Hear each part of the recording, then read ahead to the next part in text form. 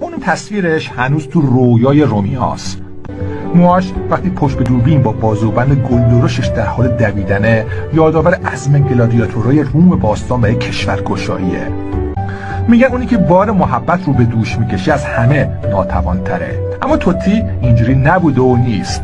یکی از معدود بازیکنان تک باشگاهی دوران معاصر فوتبال، بهترین بازیکن، بهترین گلزن و صاحب بیشترین بازی در تاریخ رومه.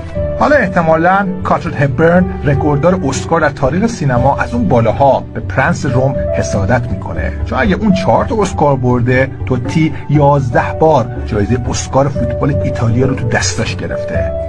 عضو تیم منتخب یورو 2000 و جام جهانی 2006 انواع و اقسام افتخارات از جایزه گل سال تا جوان برتر فصل ستاره سری آ رو تو خونش داره. این افتخارات رو هم از یاد نبرید. محبوب ترین فوتبالیست سال 2011 فوتبال اروپا، کفش طلای فوتبال اروپا، صاحب جایزه نمادین برترین بازیکن بالای 28 سال اروپا موسوم به پای طلایی. او بازمانده یه تیپ خاص از فوتبالیستاست.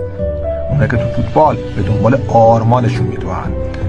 بازمانده اوناییه که به حرمت تعصب میزان دوندگی، میزان محبوب بودنشون رو تعیین نمیکنه.